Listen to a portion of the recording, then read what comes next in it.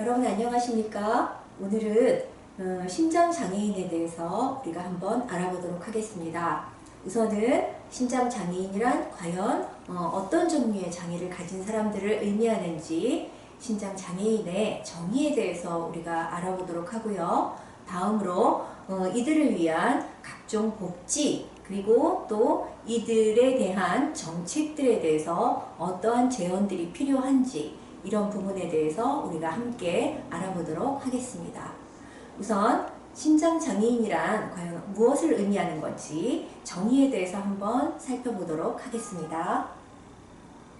자, 신장장애인이란 우선 장애인복지법 시행규칙상에서 어떤 식으로 정의되었는지 한번 알아보도록 하겠습니다.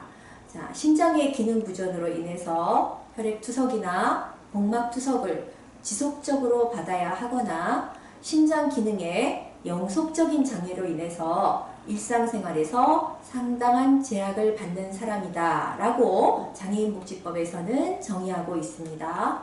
자, 그렇다면 우리는 다시 한번 신장장애인이란 좀 더 우리가 알기 쉽게 정의해 본다면, 자, 신장은 우리말로는 콩팥이라고 보통 불립니다.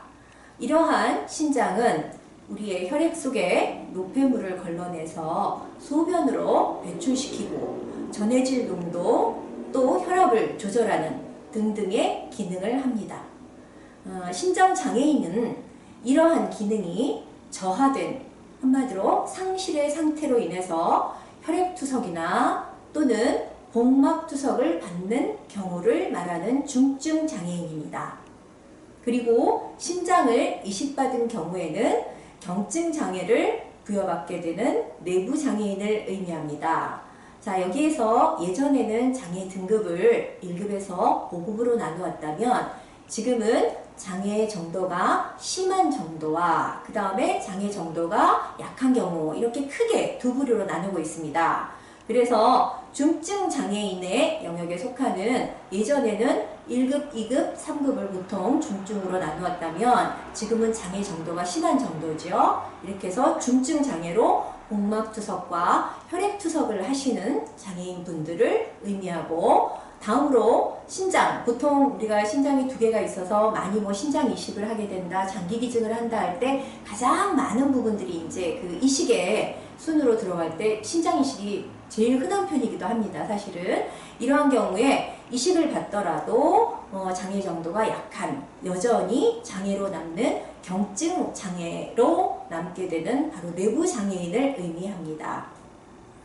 또한 우리가 그러면 신장 장애인이 육체적으로, 즉 신체적으로 또 어떤 특성을 갖고 있는지, 그리고 인지라 하는 것은 우리가 안다는 것을 의미하죠. 깨닫는 것을 의미하죠. 이러한 인지적인 측면에서는 어떠한 특성을 갖고 있는지 한번 알아보도록 하시겠습니다.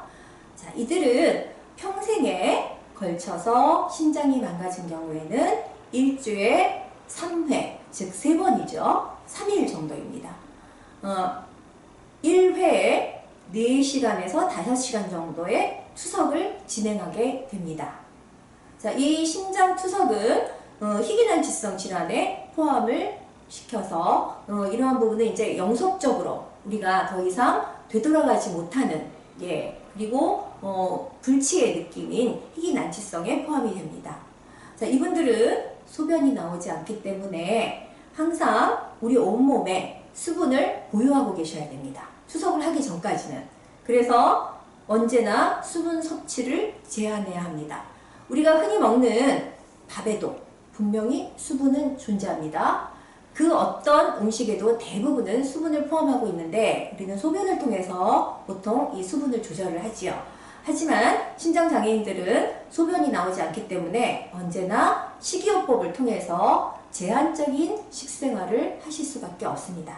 즉, 이분들은 항상 물을 마음껏 못 드시는 굉장히 제한된 식사 습관들을 가지고 있고, 수분기가 있는 음식들도 굉장히 제한되어 있고, 나중에 말씀 또 드리겠지만은 또 몸 안에 있는 각종 좋은 성분들이 바로바로 사용되어지고 배출되지 못하기 때문에 또한 혈액 내에서 독소로 존재할 수 있기 때문에 이러한 몸 안에 좋은 성분뿐만이 아니라 나쁜 성분까지도 투석을 하기 전까지는 계속해서 보유해야 되기 때문에 항상 식생활에 있어서는 주의를 기울여야 합니다. 그리고 또한 감각 기능이 굉장히 저하가 됩니다. 그래서 그 감각이 저하가 되니까 좀 더 자극적인 것들, 얼음이나 뜨거운 물을 섭취한다거나 또는 강렬한 맛을 통해서만이 식욕을 느낄 수 있는 이러한 것들로 증대가 되기 때문에 역시 감각 기능이 항상 무뎌지고 있는 상태이기 때문에 또 어려움을 겪습니다.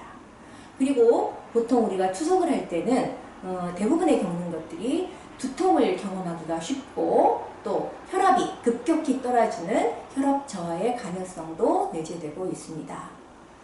신체적인 리듬의 변화가 당연히 항상 있을 수밖에 없겠죠. 왜냐하면 인위적으로 수분을 뽑아내야 되기 때문에 이러한 신체 리듬이 항상 변화되고 또 내 안에 혈액투석을 통해서 항상 피를 삼투압으로 통해서 하루에 이틀에 한 번씩 4-5시간을 투석을 하다 보니 대체적으로 판단력이나 기억력, 또 집중력, 계산 능력의 저하 이런 것들도 충분히 발생할 수가 있습니다.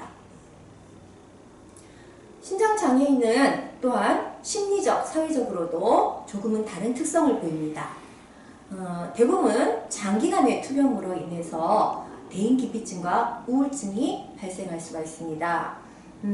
오래도록 투병 생활을 하다 보니 아무래도 이틀에 한 번씩 4-5시간 병원에 가서 투석을 한다는 것은 보통의 일상생활을 유지하기에는 상당한 제한점이 있는 게 분명합니다.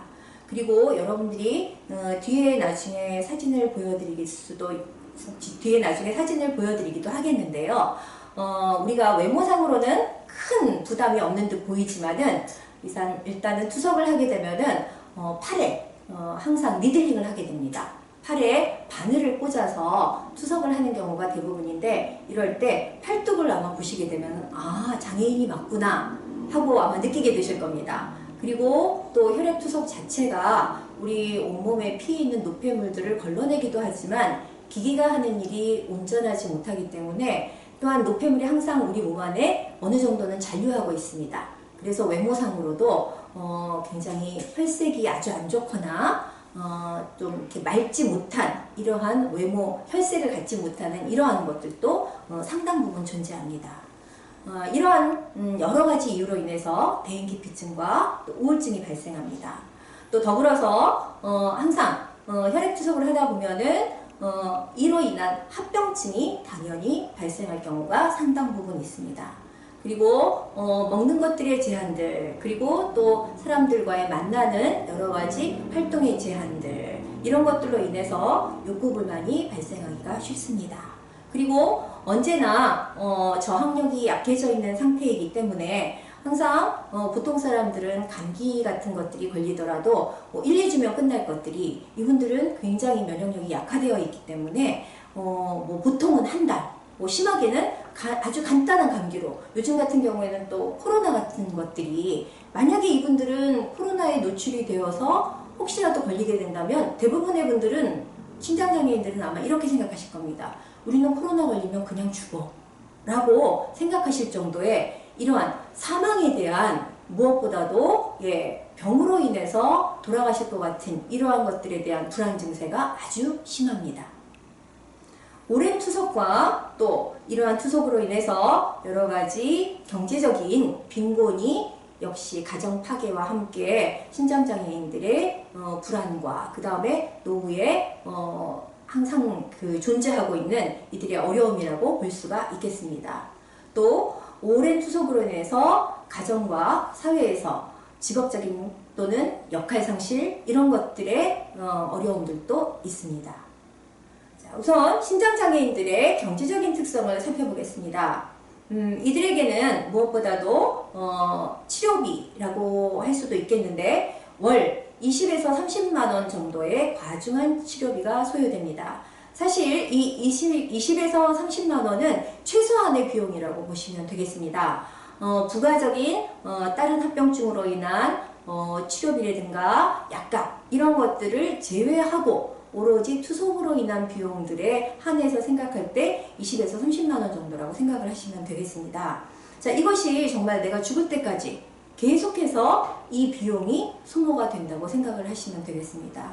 또한 주 3회 대부분 이제 격일로 투석을 하시게 되는데요. 1회에 4시간의 투석 시간으로 인해서 여러 가지 경제적인 부분이라든가 또는 사회적인 활동에도 당연히 상당한 지장을 갖게 되십니다. 여러분이 표에서 보시다시피요. 2016년도 장애 유형별 1인당 총 진료비를 한번 살펴보시겠습니다. 여기서 이제 무엇보다도 압도적으로 가장 많은 비용을 지출하고 있는 게 신장장애인으로 나타나고 있습니다. 예. 그리고 두 번째가 신장장애인의 뭐 한 반 정도의 느낌이죠. 예. 간 장애들이 보통 신장장애인의 뭐 많다고 해도 예, 전체 신장장애인 비용의 반 정도가 그 진료비로 책정이 되고요. 다음으로 이제 뇌병변 그리고 정신장애인 이렇게 이제 나뉠 수가 있는데 그 어떤 것보다도 가장 많은 진료비를 필요로 하고 있는 게 바로 신장장애인이라고 보시면 되겠습니다. 자, 그렇다면 우리가 우선 투석을 하게 될 때 그 경로, 예, 투석이라 하는 것은 보통 이제 우리가 소변을 보지 못하게 되니까 우리 혈액에 그 삼투압을 이용해서 혈액 내는 물과 그 다음에 그 체내로 내보내야 할 불순물들 이러한 부분들을 이제 내보내는 과정을 우리가 이제 투석이라고 보시면 되겠는데요. 우선은 첫 번째가 이제 동정맥류라고 해서 이것은 수술을 통해서 인접한 동맥과 정맥 혈관을 연결을 합니다. 그래서 혈관을 굵게 만들어요. 자, 왜 그러냐? 혈액 투석을 위해서 굵은 주사 바늘을 혈관에 삽입하기 위해서 필요한 조치입니다. 자, 우선은 동정맥류를 시술을 하고요. 자, 그 다음에 이제 혈액 투석을 하게 됩니다. 혈액을 기계에 연결된 투석 기계에 통과를 시켜서 투석기로 우리 몸 안에 있는 우리가 스스로 내보내지 못한 수분과 그 다음에 우리 몸 안에 쌓이고 남은 노폐물들을 걸러낸 후에 그러한 혈액들을 천천히 다시 체내에 주입해주는 이러한 과정을 거치는 것을 우리가 혈액투석이라고 합니다. 이러한 혈액투석은 통상 주 3회에 이루어집니다. 그리고 한 번 할 때마다 4~5시간들이 소요가 됩니다. 자, 혈액투석을 못 하시는 분들이 있어요. 또는 혈액투석을 택하시지 않고 또 하나의 투석 방법을 택하는 방법이 바로 복막투석입니다. 이 복막투석은 복강 내로 투석액을 주입을 해서 수분과 노폐물이 가득 찬 액을 배액시키는 치료 방법입니다. 이러한 복막투석은 보통 이제 그 대체로 병원에 이틀에 한 번씩 가서 혈액 투석을 하는 방법보다는 좀 더 집에서 가정에서 할 수 있는 유리한 이점은 있습니다. 그렇기 때문에 보통 이러한 병원을 이틀에 한 번씩 오가는 번거로움을 피하기 위해서 하시는 방법이기도 하고 또 복막 투석이 좀 더 혈액 투석보다는 좀 더 유용한 방법일 경우가 되는 분들인 경우에 채택하게 되는데 이것은 하루에 4번 6시간 간격으로 30분 동안 시행됩니다. 매일 이렇게 한다는 걸 여러분은 알고 계시면 되겠습니다. 즉 매일 6시간마다 4번씩 30분 동안 시행된다.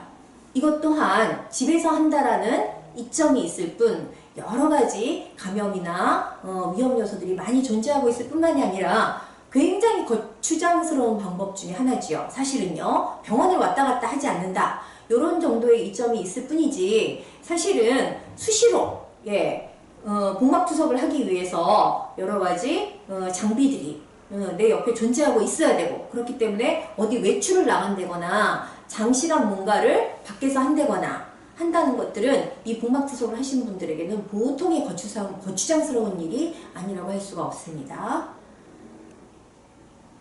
다음으로는 우리 신장장애인들의 복지가 어떠한지, 복지 현황에 대해서 한번 살펴보도록 하시겠습니다. 우선 우리가 신장장애인의 수를 한번 살펴보도록 하시면 2000년 1월 1차 장애인 범죄 확대를 통해서 장애인으로 등록된 신장장애인은 매년 그 수가 아주 빠르게 급 증가하고 있는 추세입니다. 그 중에서도 중증 장애인이 차지하는 비율은 전체 신장 장애인 수의 75% 이상입니다. 즉 상당수의 중증 장애인이 바로 신장 장애인의 영역이라고 보시면 되겠습니다. 이 그래프를 보시면은 나름대로는 가파른 상승률을 보이고 있는 것을 아마 여러분들 아시게 될 겁니다. 겨우 3년 상관임에도 불구하고 신장 장애인들은 2015년에 비해서 2018년도까지 격하게 상승 곡선을 그리고 있는 것을 보실 수가 있습니다. 게다가 신장 장애인은 대부분 투석하는 장애인들의 비율이 많다는 것이기 때문에 역시나 중증 장애인의 비율이 같이 가파르게 올라가고 있는 그래프를 보실 수가 있겠습니다. 자, 신장 장애인들은 보통 의료비 지원에 대해서 우선 우리가 살펴보시면은요. 자, 신장 장애인이 현재 받을 수 있는 보건복지부 의료비 지원 사업에는 첫째로 국민건강보험공단에서 진행하는 건강보험의 산정특례가 있습니다. 그리고 해당 지역구 보건소에서 진행하는 희귀난치성 의료비 지원, 이렇게 두 가지의 영역으로 나눠보시면 되겠습니다. 자, 우선 희귀질환 산정 특례를 살펴보시면은요, 국민건강보험법의 제44조에 근거해서 진료비의 본인 부담률이 보통 높은 중증 질환자, 그러니까 희귀질환자 또는 중증 난치질환자에 대해서는 본인이 부담해야 되는 부담률을 종전에 한 20% 정도였던 것을 경감해주는 제도라고 보시면 되겠습니다. 이것은 의료비에 대체로 우리가 건강보험에 적용됐을 경우에 상당수의 의료비들은 자부담이라고 하죠. 본인 부담률이 20%라면은 이러한 중증 또는 희귀질환자, 이런 질환자들에 대해서는 의료비의 부담이 지속적으로 높기 때문에 이들에게는 10%의 의료 부담을 본인이 부담하도록 하는 제도입니다. 이 중에서는 보통 의료보호 1종은 당연히 제외가 되고요. 자, 그 다음에 희귀난치성 의료비 지원이 있습니다. 이것은 희귀질환관리법 제12조, 13조에 의해서 희귀질환의 산정 특례에 등록된 건강보험 가입자 중에서 환자 가구 및 부양의무자 가구들, 그리고 소득재산 기준 만족자들에 대해서 이들을 지원해주는 제도입니다. 그래서 산정 특례 본인 부담금을 지원해주는 부분입니다. 즉 흔히 우리끼리 얘기할 때 그 기초생활수급자 말고 차상위층이라고 얘기를 하지요. 이런 분들, 사실 차상위층이라는 말은 통상적으로는 사실은 없는 말이라고 하더라고요. 근데 어찌어찌 하다 보니까 우리가 이 부분에 대해서 이제 일상적으로 사용하다 보니까 보통 기초생활수급자가 아니면은 바로 경계선에 있는 분들을 이제 차상위층으로 우리가 서로 논의하다 보니까 됐는데, 이러한 기초생활수급자는 못 되었지만 경제적인 어려움이 있으신 분들이 경계선에 있는 분들에 한해서 보통 산정특례로 해서 본인 부담금을 우리가 예전에는 이거를 보통 보건소 지원이라고도 했어요. 이렇게 해서 본인 부담금을 이 투석비에 한해서 지원해 주는 거, 이런 것들로 이렇게 이제 나뉠 수가 있겠습니다. 또 장애인연금하고 장애수당이 있습니다. 아까 말씀드렸다시피 신장장애인은 투석을 할 경우에는 정도가 심한 장애인입니다. 그래서 중증장애인의 영역에 속하죠. 그리고 이식을 했더라도 여전히 장애인으로 남아서 경증장애인으로 남습니다. 자, 이러한 장애인으로 남기 때문에 신장장애인들 역시 의료비 지원 이외에 경제적 지원에는 모든 장애인이 신청할 수 있는 장애인연금법 제1조에 근거한 장애인연금, 그래서 즉 기초급여액 월 30만 원이 있습니다. 이것과 그 다음에 장애인복지법 제49조에 근거한 장애수당 월 2만 원에서 4만 원 정도가 또한 수당으로 지급이 됩니다. 장애인연금과 장애수당을 다시 따로 한 번씩 살펴보면요. 자, 우선 장애인연금은요. 장애인연금법 제1조에 의해서 만 18세 이상의 동등한 장애인연금법상의 중증장애인 중에서 소득 인정액이 보건복지부 장관이 매년 결정 고시하는 금액 이하인 경우에 지원을 합니다.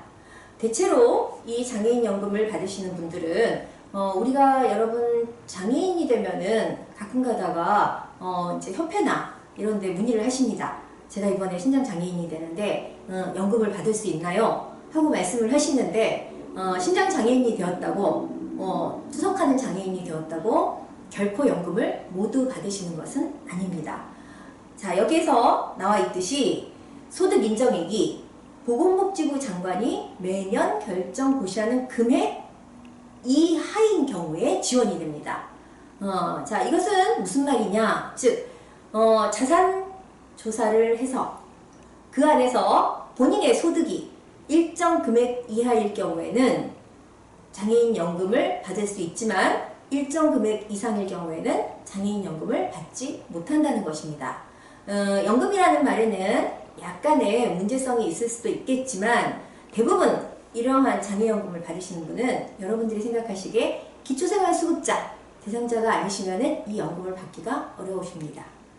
그리고 자, 장애수당이 있습니다. 자, 장애수당은 장애인복지법 제30조 49조에 의한 생계, 의료, 주거, 교육 등에 관한 급여 및 수급자들 중에서 차상위 계층 중에서 만 18세 이상의 장애인 연금법상의 중증 장애인에 해당하지 않는 장애인을 지원하는 제도입니다. 수당도 마찬가지로 수당이라 함은 사실은 묻지도 따지지도 않고 이 영역 안에 들어오면은 다 받는 것이 수당이라고 생각을 하시겠지만 여기에도 마찬가지로 나름대로의 제한 조건들이 있습니다. 자, 그러면 다음으로 이러한 장애인 복지 현황 중에서 우리가 이제 신장 장애인들이 받을 수 있는 또는 신장 장애인들이 누릴 수 있는 복지에 대해서 살펴보셨다면 사이사이에도 느껴보시겠지만은 사실은 신장 장애인을 위한 또는 신장 장애인만을 위한 특별한 복지 대책은 사실상 전무하다고 해도 과언이 아닙니다. 그래서 우리 신장 장애인들은 이러한 장애인들의 복지를 위해서 정책 건의를 하고자 합니다. 다음과 같은 정책 건의를 하고자 하는데요. 자, 우선은 신장 장애인의 이동권입니다. 현재 그 장애인의 인권과 더불어서 이 인권 안에 가장 큰 영역들을 차지하는 것들이 바로 이동권입니다. 우선 이동권 현황을 한번 살펴보시겠습니다. 장애인의 이동과 접근에 대해서 UN 권리협약에서는 나름대로 핵심 내용으로 가지고 있습니다. 즉, 장애인들의 이동권은 그야말로 중요하고 또 중요하다는 것이죠. 자, 우리 신장장애인의 인과학적 특성을 살펴보시면은 신장장애인은 매년 증가 추세입니다. 대부분의 장애들이 요즘에는 의학의 발달이든가 과학의 발달로 상당 부분 선천성 장애들은 상당 부분 걸러내고 있는 형태입니다. 자, 그럼에도 불구하고 현재 장애인의 수는 줄어들지 않고 계속해서 늘어나고 있는 상황입니다.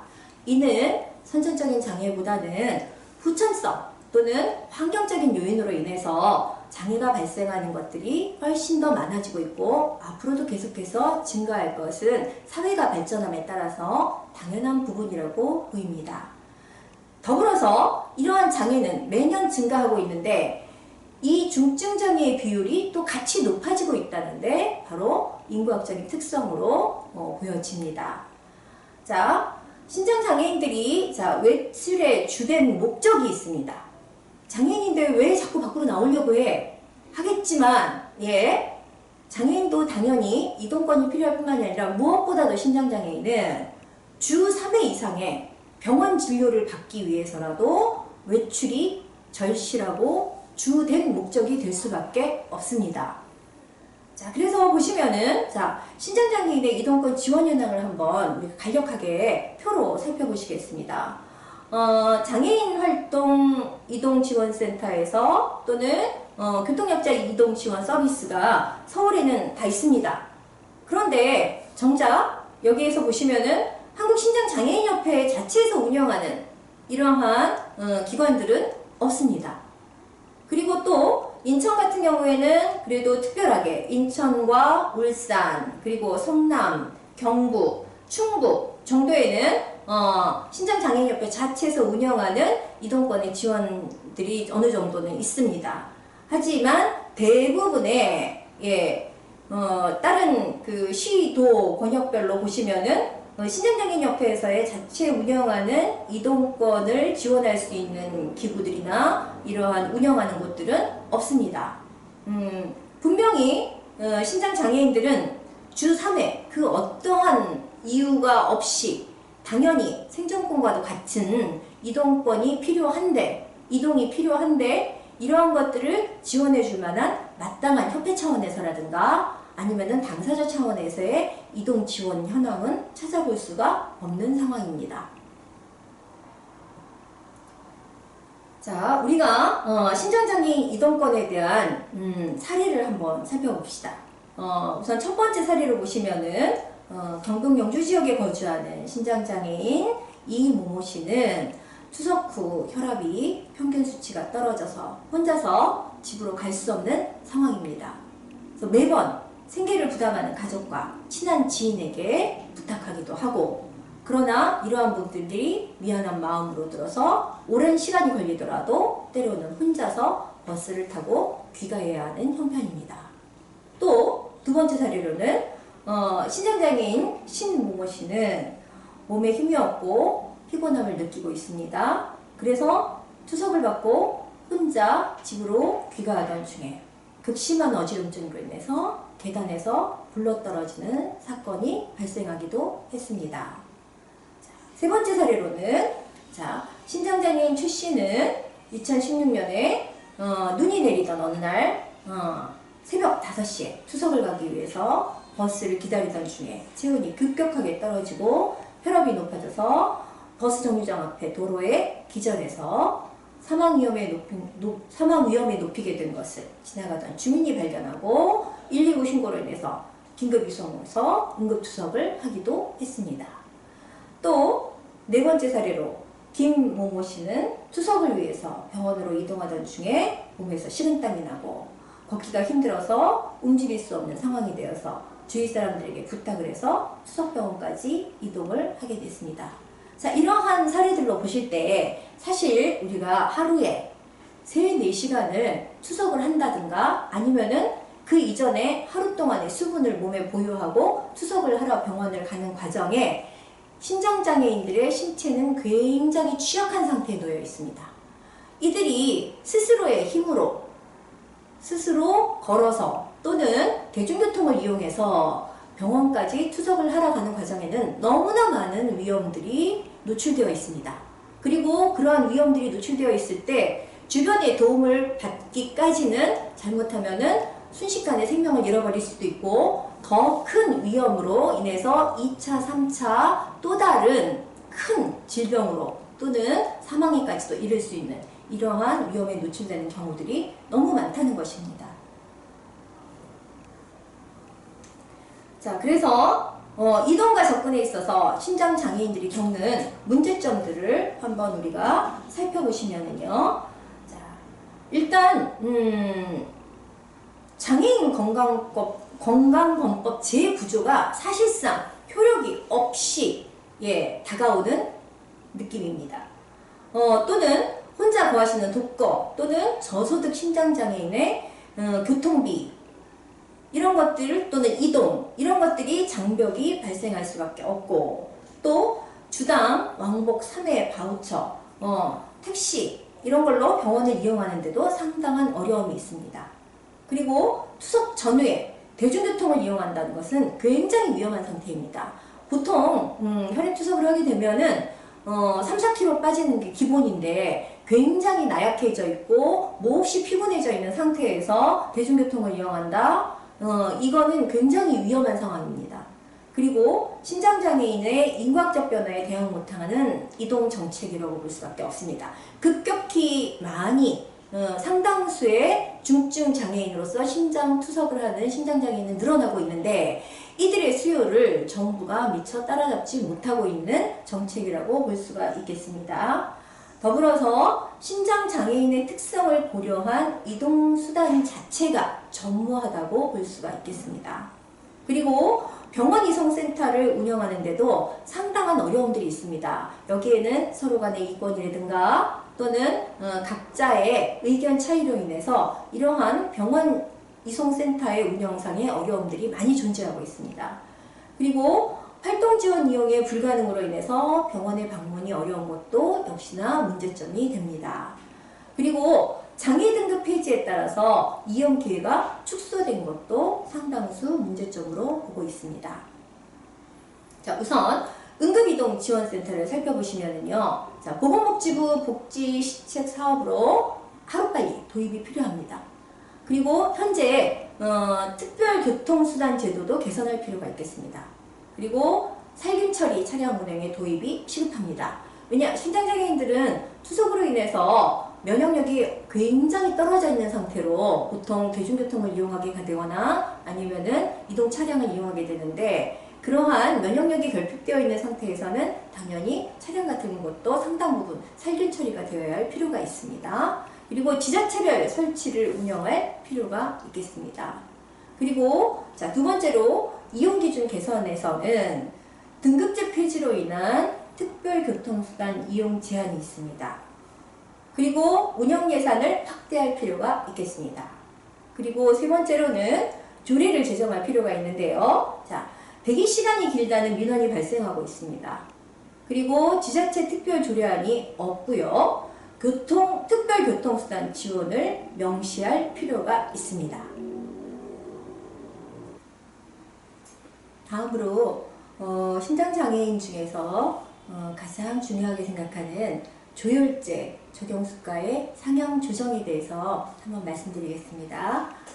우리가 우선 이 조혈제에 대해서 알아보시기 위해서는 빈혈 수치에 대해서 먼저 아실 필요가 있겠어요. 보통 빈혈이라 하는 것은 적혈구가 적어지면 발생을 하게 됩니다.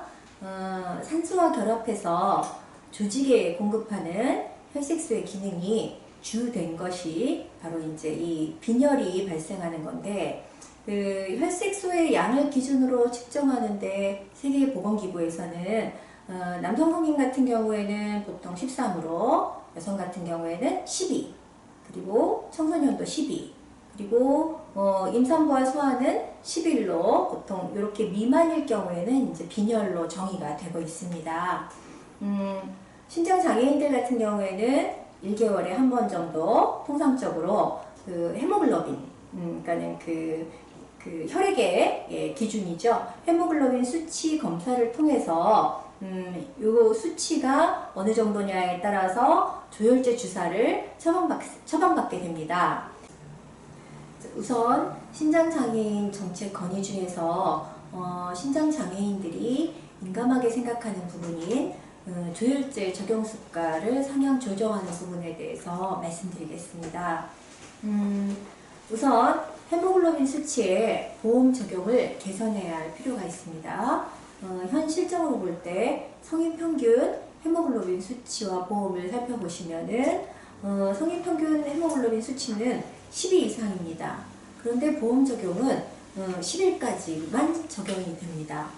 그리고 여기에서 발생하는 문제점을 살펴보시면 헤모글로빈 수치가 10일 이상일 경우에는 즉 처방이 안 된다는 거죠. 그렇기 때문에 항상 중증 빈혈의 부작용을 겪고 있는 실정입니다. 자, 우리가 조혈제 처방에 대해서 다시 한번 살펴보자면요. 현재 건강보험의 경우에는 10일 이하까지만 보험 적용이 받습니다. 그래서 검사를 통해서 헤모글로빈 수치가 10일일 경우에는 조혈제 처방을 받지 못한다는 말이죠. 조혈제를 처방받지 못하면 어떻게 되느냐? 약 15일에서 한 달 동안 심할 경우 헤모글로빈 수치가 그 사이에 7 또는 8까지 떨어지는 상황이 발생할 수밖에 없다는 것이죠. 자, 이렇게 되면 어떻게 될까요? 보통 건강한 사람도 12 이하가 되면은 벌써 온몸으로 빈혈에 대한 기운을 느낍니다. 어지럽고 두통이 오고 창백하고 힘을 쓰지 못하게 되지요. 그런데 그 사이에 7, 8까지 떨어지게 된다면은 온몸은 무기력해지고 그 다음에 투석하는 심장장애인은 다음 투석까지 그 7, 8의 수치를 계속 유지하면서 너무나 힘든 상황에서 지치고 힘든 상황까지 만 하루 또는 이틀을 견디게 됩니다. 예, 이렇게 헤모글로빈 수치가 7에서 8이 될 경우에는 몸에 충분한 혈액이 공급되지 않습니다. 그래서 무기력증을 동반하고 심한 어지럼증을 또 동반하게 되고 더불어서 두통, 이러한 치명적인 부작용이 발생을 하게 됩니다.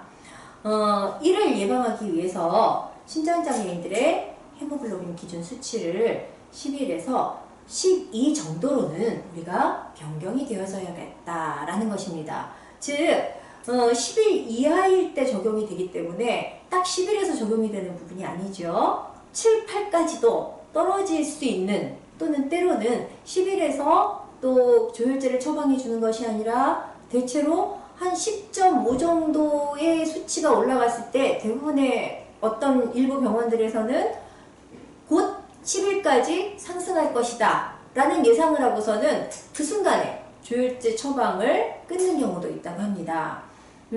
아무튼 우리가 볼 때 대체로 12 정도는 항상 유지가 되어야 우리가 일상적인 생활을 하는데 그래도 조금 불편함을 덜할 수 있는데 이게 대체로는 11에서 10, 9, 7, 8까지 떨어지는 상황을 계속해서 유지할 수밖에 없는 현재의 조혈제 보험 적용은 시급히 개선이 필요하다고 하겠습니다. 다음으로 신장장애인 재판정 기준을 완화할 필요가 있다고 하겠습니다. 여러분들 여기 그 장애 유형별 의무 재판정 시기가 있는데 이 중에서 여러분이 그 신장장애를 한번 살펴보시면은 매 2년마다 특히 이제 그 2급으로 책정된 신장장애인들은 그 재판정을 받게끔 되어 있습니다. 재판정을 받을 때 서류들은 신장장애인은 1호에 해당하는 의사가 없을 경우에는 장애 진단 직전 1개월 이상 지속적으로 투석 치료를 하고 있는 의료기관의 의사, 그리고 신장이식의 장애 판정은 신장이식을 시술하였거나 이식 환자를 진료하는 의료기관의 외과 또는 내과 전문의, 그리고 장애 진단 직전 1년 이상 진료한 의료기관의 내과 또는 순환기내과, 소아청소년과 또는 흉부외과 전문의 등의 재판정 서류가 필요하다고 합니다. 자, 이렇게 신장장애인이 그 재판정을 받는 데에는 나름대로의 문제점이 있습니다. 현재로 실정을 살펴보시면은 2010년 이후에 등록한 중증 신장장애인에 한해서는 매년 2년마다 재판정을 받고 있는 실정입니다. 자, 이로 인해서 어떤 문제점들이 있느냐. 재판정 기간이 2년마다 정해 있기는 하지만은, 재판 기간이 이제 재판정 기간이 이제 줄어들고 있어요. 2년이 되기 전 3개월 전에 병원 서류, 그러니까 진단서와 투석일지 제출할 때 무엇이 발생하겠습니까? 당연히 비용이 발생합니다.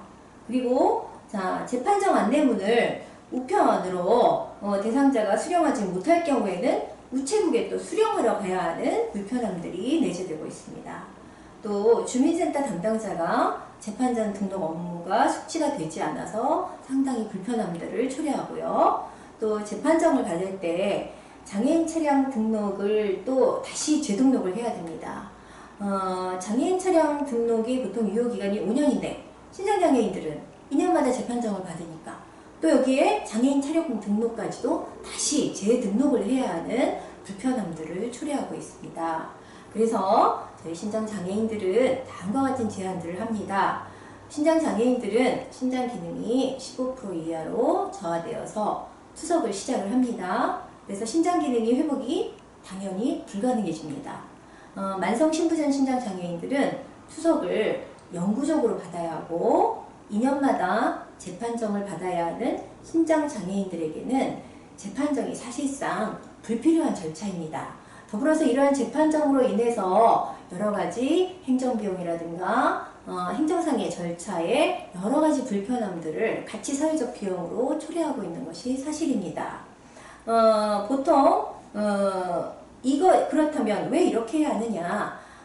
보통 국립장기이식관리센터에 승인이 없으면 신장이식수술이 불가능합니다. 그런데 신장장애인들이 2년마다 재판정을 받아야 하는 여러가지 이유 중에 한 가지를 또 하나 꼽자고 하면 굳이 그 이식한 장애인들 같은 경우에는 2급에서 이제 5급으로 강등이 되지요. 그러면 보통 2급이었을 때 장애인으로서 누렸던 혜택을 포기하기 싫어서 어느 정도는 이식받았을 때 5급으로 떨어지는 것을 원치 않기 때문에 그 부분에 대해서 어느 정도의 속임이 있다라는 대전제가 깔려 있는 것도 무시할 수가 없습니다. 그러나 국립장기이식관리센터에 승인이 없으면 당연히 신장이식이 불가능합니다. 이거는 얼마든지 국가적인 차원에서 정보 처리 차원에서도 충분히 구별해내고 선별해낼 수 있는 문제이기 때문에 이러한 것들이 사유가 될 수는 있다고 볼 수 없겠습니다. 더불어서 장기이식자는 코너스가 관리하고 있습니다. 그래서 코너스와 국민연금 공단 시스템을 서로 연계해서 이것들을 살펴본다면 굳이 2년마다 재판정할 필요가 없다고 우리 신장장애인들은 생각하고 있습니다. 자, 신장장애인 세 번째로는 활동지원 서비스의 지원이 필요하다라는 것입니다. 자, 활동지원 서비스는 장애인복지법에 장애인 활동지원은 만 6세 이상부터 만 65세 미만의 장애인복지법상 등록장애인 중 종합점수가 42점 이상으로 이제 판정된 자를 활동지원 서비스를 받을 수 있다라고 정리해 놓고 있습니다. 신장장애인들의 이제 우리 인구학적 특성을 살펴보신다면은, 신장장애인 수는 매년 신규 등록으로 4,000명 이상이 늘어나고 있는 형편입니다. 상당수의 중증 장애인의 영역을 차지하고 있다고 해도 과언이 아닙니다. 신장장애인들은 이렇게 해서 중증장애인에 등록한 게 계속해서 지금 늘어나고 있는데요. 이러한 신장장애인들의 활동 지원 서비스의 현황을 한번 살펴보시고 이에 따른 문제점도 한번 살펴보도록 하겠습니다.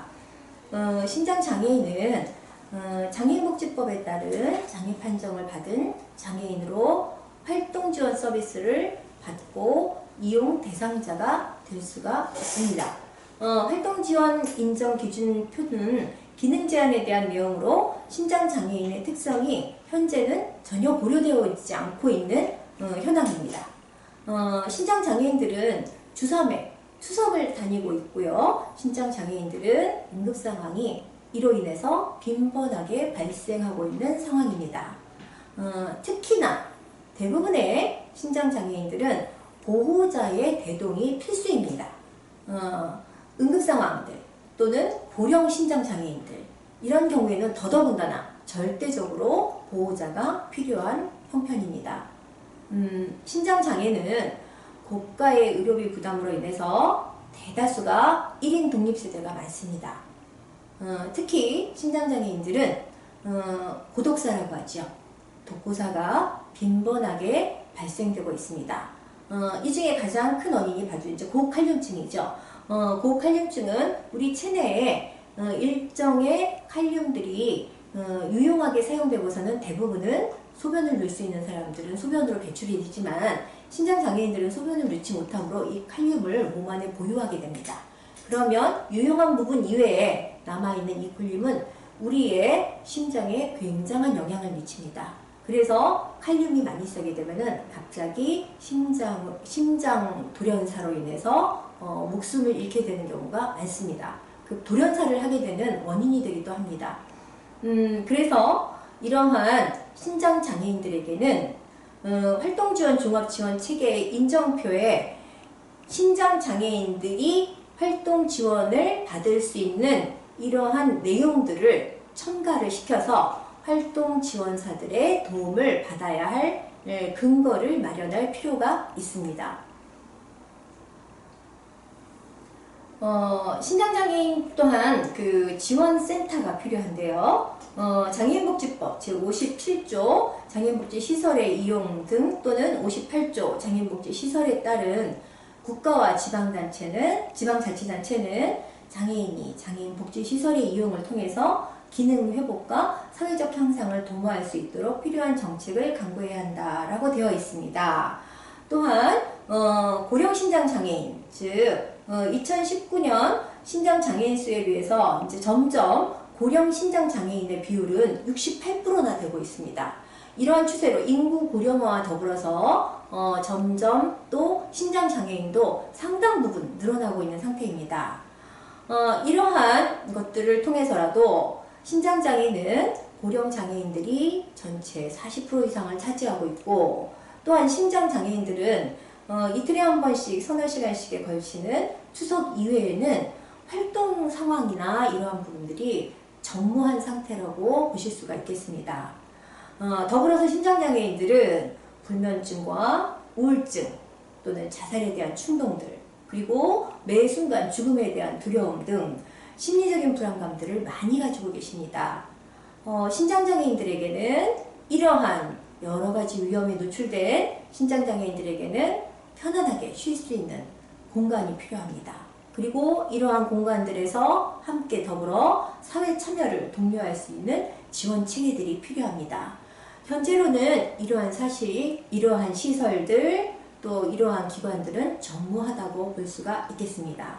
그래서 신장장애인들이 안전하게 휴식을 취할 수 있고, 또한 이들이 함께 더불어서 활동을 할 수 있고, 또는 사회 참여를 할 수 있는 지원센터, 즉 쉼터가 절실히 필요하다고 제안하는 바입니다.